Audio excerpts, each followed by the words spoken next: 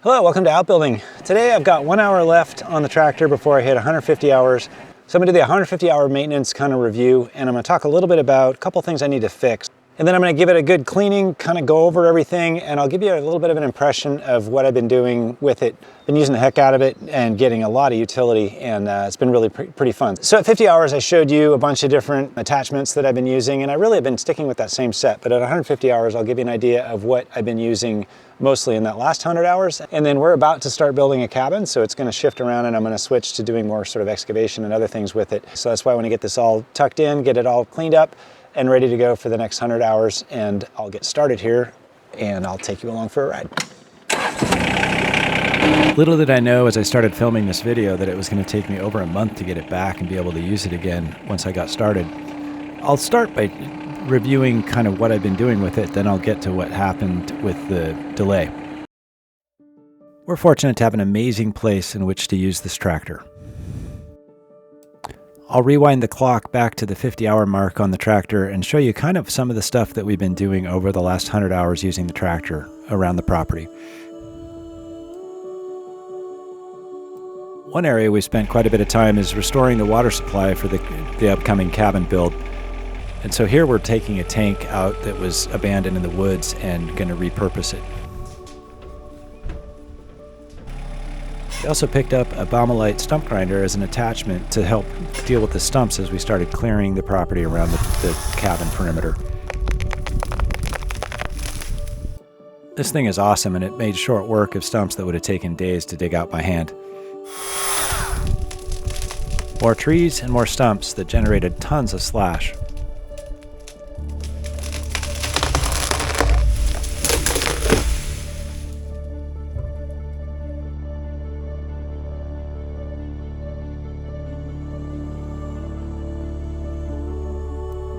All these trees had to come down because we needed to keep a fire buffer around the proposed building spot for the cabin as we tear down the existing one.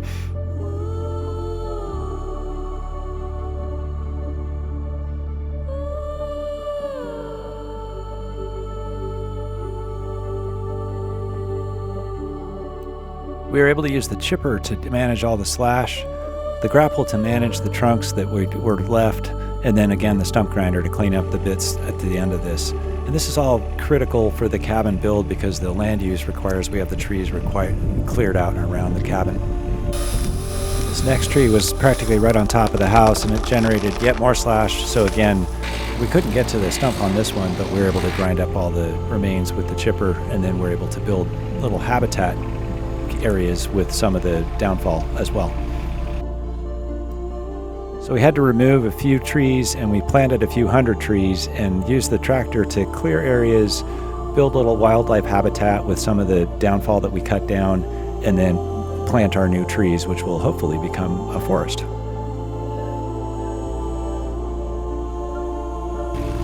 We looked into getting a trencher attachment for the tractor, but that's really not practical given the hydraulic output that our tractor has. So in this case, we rented a trencher, and it was really well served because it did a very good job, and it's a dedicated tool for this.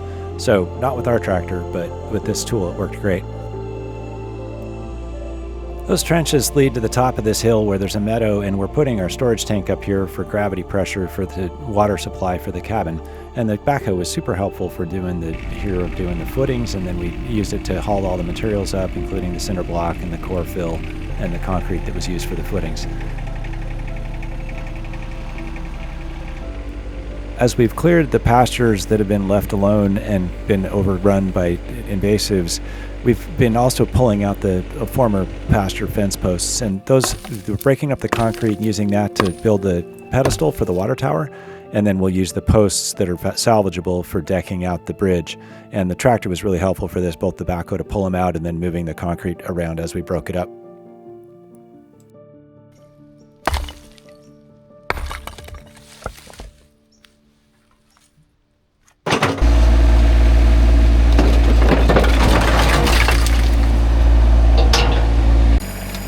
So that's the last 100 hours or so of use of the tractor, and you can see we're using it across a bunch of different areas, doing a whole bunch of different things with different attachments, and finding it super useful and kind of honestly more valuable than I maybe expected when we first got it.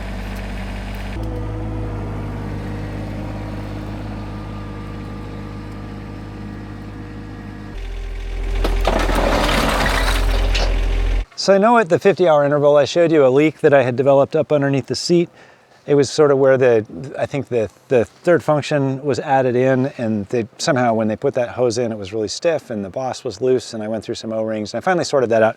That's been actually solid for quite some time, but I started seeing some hydraulic fluid, not a lot, but just a little bit dripping on the gravel floor in the garage. And it's kind of a mess in back here, and I think it's coming from where the little sight glass is. There's a sight glass, and I'll pull the camera in and show you close.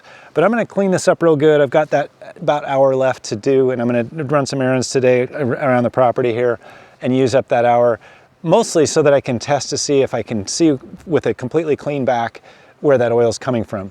Right now, it's kind of just a mess down there and it gets dirty, and then once you get one oil leak, then it's hard to sort out another. So I wanna chase this down. If it's that sight glass, it's not a super difficult repair, but it will require pulling off a plate and back and getting into the drivetrain. And the dealer said, just bring it on in and they'll do it under warranty if that's the case. So I'm gonna drive it around a little bit today, just see if it is leaking from that spot. And if so, I'm gonna package it all up and take it on a road trip. That'll give me an opportunity to power wash it, to kind of strip down some things I need to look at anyway, and bring it in, have them do that work, and then I'll continue with the rest of the maintenance. So here's this back, and you can see it's pretty oily in here, and there's a little bit of weeping oil right where that sight glass is, and then not a lot above it. So I'm gonna just clean right around that and see. And like I said, this is sort of it's not a common issue, but it is something they have seen before. And you have to take this back plate of the transmission off if you need to get to it to punch that sight glass out and then reseal it and replace it. And so, while I could do that, it still is under warranty, and that's a warranty issue. Okay, start with really clean around there. I'm gonna drive it a little bit and see what I get.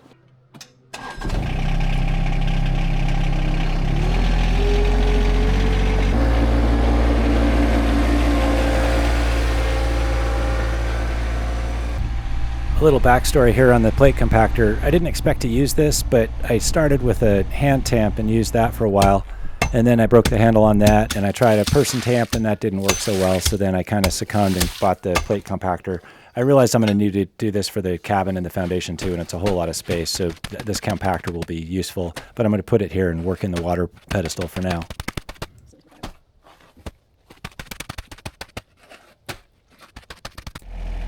One thing I didn't do as much at first, but I'm doing now a little bit more often, is using the forks sort of as a crane or just to carry a pallet around the property with something like this plate compactor on it. So the forks, you can adjust it to the middle, and then you can, center the weight and lift things. It lifts about 1,200 pounds, and so it's nice to be able to move things around that are heavy and use the pallets to shuttle stuff on the property. So this plate compactor is going to go in, and we'll get some compacting going on.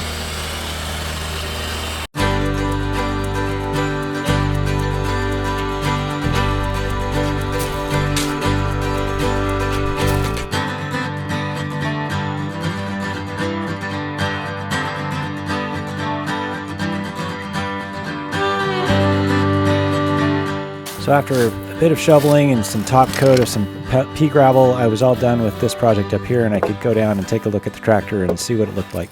So that was a good test. I drove, I think, just like a couple tenths of an hour, and after cleaning that, now I'm definitely seeing weeping coming from that glass, and it's not like a big coursing leak. The problem with a leak is once you have a leak, you end up with a messy back end like this, and then you can't tell if your other hydraulic lines are leaking or anything. And so I'm gonna take this in for a little scrubbing. I'm gonna get the warranty work done on that little sight glass and clean this whole thing up. And then I should be able to suss out which of my fittings are leaking or not.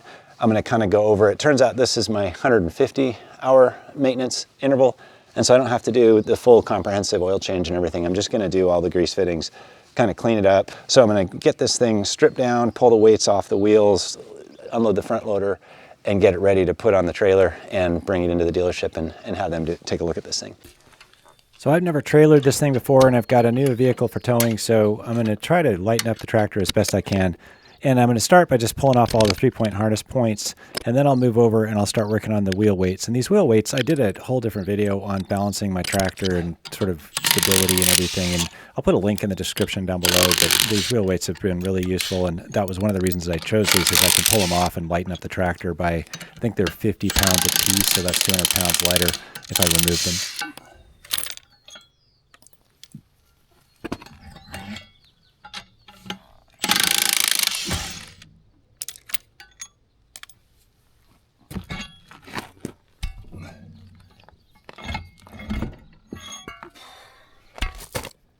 And then to remove the front loader, I'm going to need to get to the hydraulic fittings. And I have this awesome skid plate that I had installed when I bought the tractor. It was an option. And I'm really glad I did, because I drive through thick brush all the time with big sticks and stuff. And I've had no problem with hitting any kind of hydraulic lines. This thing's been a godsend. So I'm removing this plate that gives me access to the hydraulics, and I can get in there. And there's also a lot of stuff I can clean out in there because it's kind of collected things. Into a parking spot for the front loader, and then drop the kickstands that are integrated into the front loader so it has something to stand on.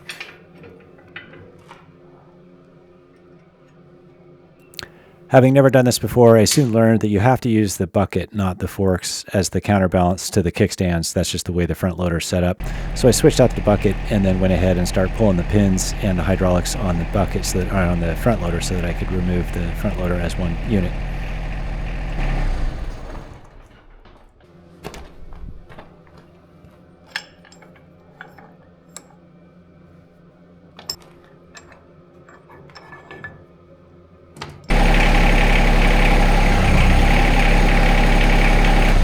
With the loader disengaged, then I just had to undo all the hydraulic and electrical fittings, and they're kind of fussy, but they're all color-coded, and I just cleaned them up and pulled them all apart, and then I was able to sort of back the tractor away because it wasn't connected any longer.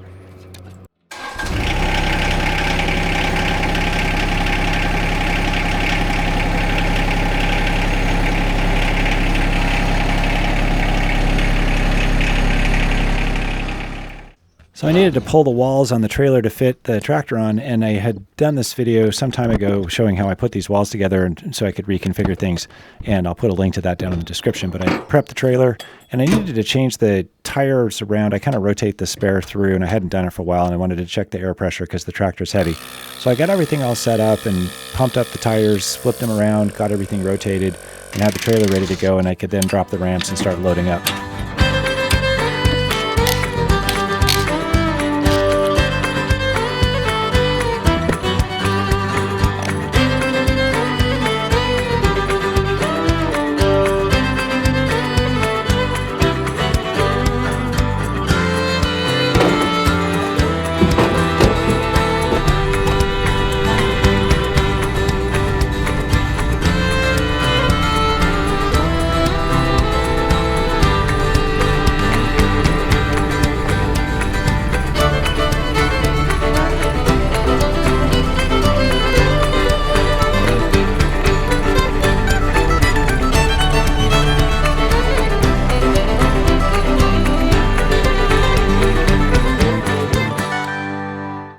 I had set jack stands underneath the back corners of the trailer out of an abundance of caution because my old Jeep was so light that it would actually lift the Jeep off the ground when I drove up on the trailer. So I didn't need them for the van, and I went ahead and loaded up the ramps and then started setting about chaining down the tractor. And I think I got the balance about right, but I'll check that before I finish up.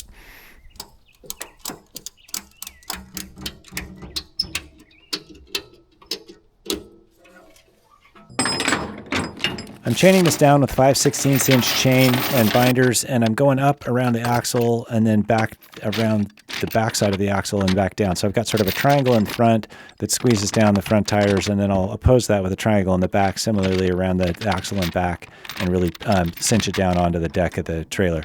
And this is the first time I've done this with the tractor, but I've done it with other equipment. It seems to work pretty well. So I wrapped up the rest of the chain around the binder so it wouldn't pop open, tucked everything away, and I was ready to take the tractor on its big, excellent adventure.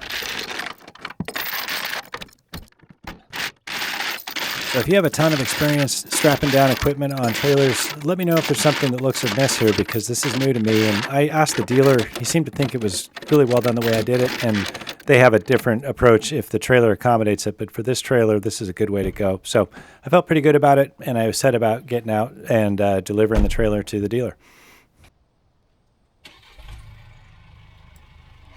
The first stop on this big adventure was to stop and give the tractor a bath, which was sorely needed. So I stopped at a pressure washer and cleaned it up, scrubbed it up, got it cleaned up, and that was just way easier to see things and probably a better way to deliver it to the dealer to do work. After the bath, it got a blow dry for about 80 miles as I drove through some mountain roads to get to the dealership. And this is the first time I've used the van, and it worked really, really well with the brake controller I added and stuff. So I got to the dealership and unloaded. So I checked in with my dealer, who I really like, and it looked like it was going to be about a week to get the part, and then a quick repair, and then be back on the trail again with the tractor. And that ended up not being the case. So the tractor's back. The drive back was uneventful. The van is actually kind of amazing for towing. I knew it was, I mean, it's rated for towing, but I didn't expect to not even feel anything back there. And I may have gotten this balanced right. I was talking to the guys at the dealership when I picked this up, and they did say that loading your tractor kind of on backwards, you're putting the better part of the weight back. And I did a video sometime back with trying to figure out where the center point and the balance point is on my tractor. And without the front loader and without the back weights, that probably is shifted around. But this, whatever it is, this is a really good setup the way it is. I did have one problem with one of my binders, which is the thing that, you know, compresses the chains and keeps them tight. There's like a fork, and I don't know if I'll try to show you what's going on here, but there's a fork here that holds a pivot. And that fork is bent just from my little puny arms trying to bend on this thing, to the point that when I was trying to bind it down, it actually popped out, which was kind of alarming, because that would have, had that happened with the tractor under tension, it'd free the chain. So I stopped and got a winding binder, which is like a ratcheting binder, which I think is a better overall binder. It's slightly more expensive, but much better. So this one will go to the recycling heap, and the other ones I've got a good rig now for doing the tractor. You just really kind of, or for me, I just need one in the back or front to sort of tension against the other side and suck it down onto the trailer. And that's worked really well. So I'm gonna pull this off, finish up a couple of these maintenance items, and I'll go through those. And then this took a lot longer than I thought it was gonna take. I was hoping it would be like a week turnaround to get the part and get the leak that was in there fixed. But it ended up being, I don't know, I'll put up here, I think it's been 4 or 5 weeks or something like that. And in that 4 or 5 weeks, I'll show you as I start mowing, you know, the grass was at ankle high when I brought the tractor in. It was knee high when I started getting worried, and it's waist high now. So it'll be nice to get out there and flail. I'll probably flail today and try to hit the meadow and the other places that are really covering in. And we'll get caught up because it gets drier and things will grow a little slower.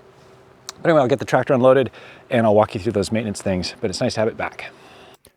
I unloaded the trailer, and then I forget where I learned this, but I read somewhere that you should throw a strap around your hood just so that it doesn't catch the wind when you're driving on the vehicle on the freeway and have it like rip off or open up. So I just threw a strap around it. I don't know if it mattered or not, but it was easy enough to do. First thing I did was to check my torque of my lug nuts, and this is something I'd fought with earlier, and I put in spacers, and so I just wanted to make sure that after having those in and having run the tractor a bunch, that everything was fine. And these all checked out just fine, so there was no problem there.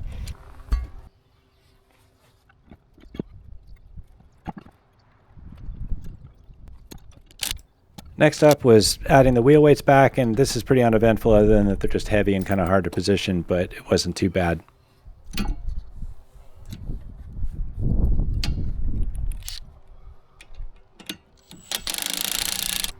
I routinely check the oil, but I checked it again. Everything looked good there, so I moved on. I mentioned the seat switch wiring earlier. The seat switch is something that detects when you're on there so that it'll turn the PTO off if you stand up or the tractor off.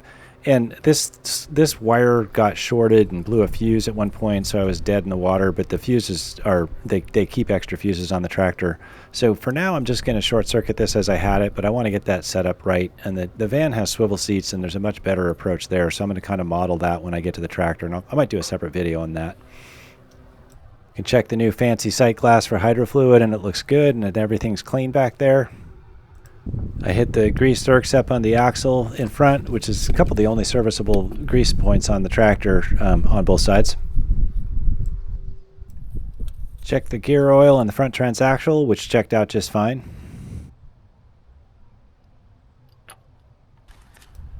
So there's this little inline diesel filter that is included with the maintenance kit, but not documented anywhere in the instructions for the manual. And I asked the dealer about it, and he said it's just something to visually inspect, and if it's really dirty, then change it, or if it's dirty, change it. But if not, you don't need to worry about it. So I sort of cut the zip tie, took a look at it. It looked fine on mine, so I'll save the filter for another day and not do it. There's no good way to clamp the diesel when you're doing it, and so it's going to kind of be messy when you do it, and I didn't want to do it if I didn't need to. So I let that one go, checked the water separator, which was fine. It had no water in it, and moved on. So with those steps done, I had just the necessary evil of putting diesel in it to take care of, and I got it filled up. I've got a tractor that hopefully doesn't drip. It's got the 150-hour maintenance done. The warranty work's done. It's back at home after a bath and a spa treatment, and I'm ready to get to work because I've got a bunch of grass to cut.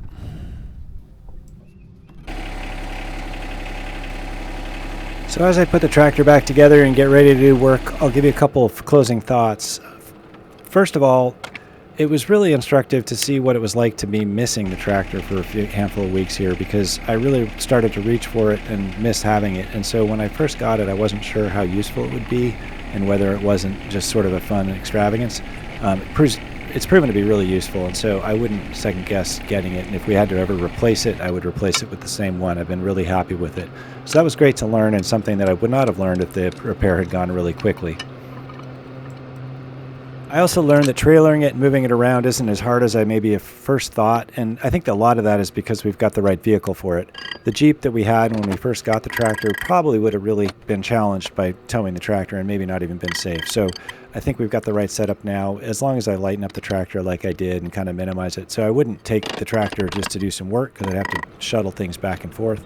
But if I do need to do maintenance, it's there, and I really feel good about my dealer. That's the third thing, is that the dealer, they ran into some problems with getting the parts sourced. They kind of had a problem when they tore the transmission apart and had to get another part, and they took care of it all, and they communicated well, and it took forever, but it was also, stuff happens, and they did a really good job of covering that. So thanks, Brim, and I look forward to getting back out and using the tractor. So I'm going to put the flail on and head out and start mowing and get caught up. I really appreciate you watching, and this is part of the tractor playlist where I break down all these implements and show you all the details of them. So if you found one of these implements I did and some of the other ones I have, take a look at the tractor playlist and you can learn more. Subscribe if you want to see updates to this and other tractor videos.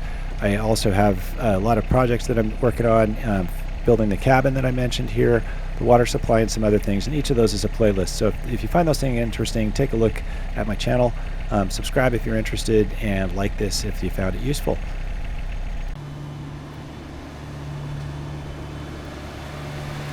I've got a beautiful early summer day. I'm going to take some time and flail, and I'll leave you with some great footage of what it looks like here on the Pacific Northwest coast when everything grows like crazy.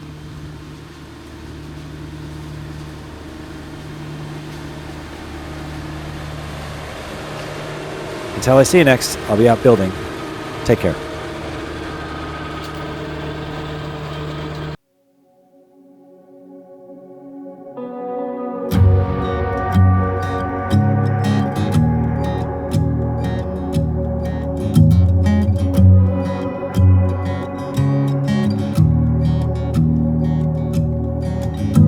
Had a good thing going, then laid it all down.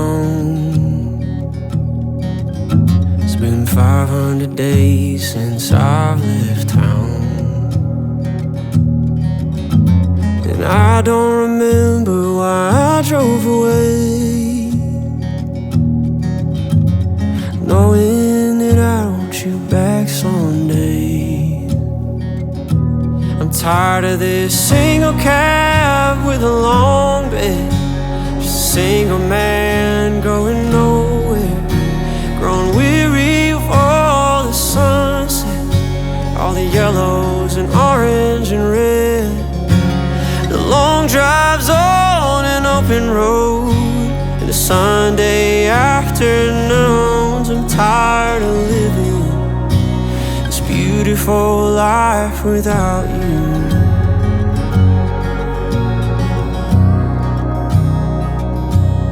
Without you.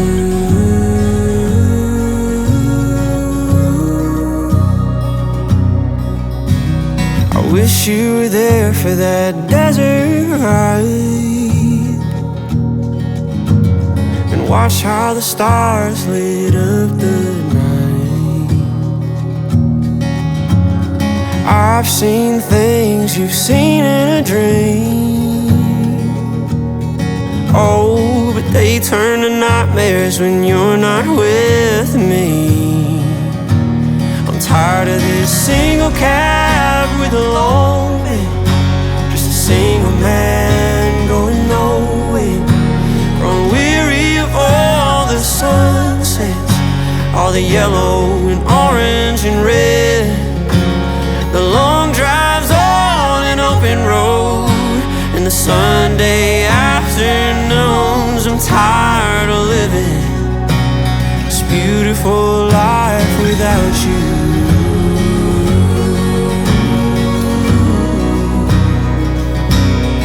Without you.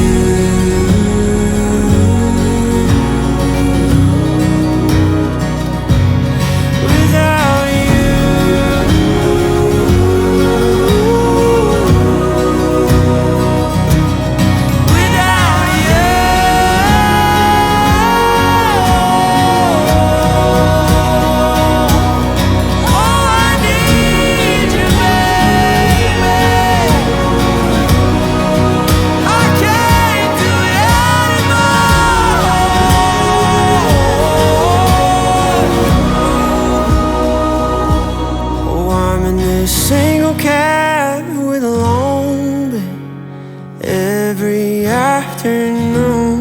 I'm tired of living this beautiful life without you.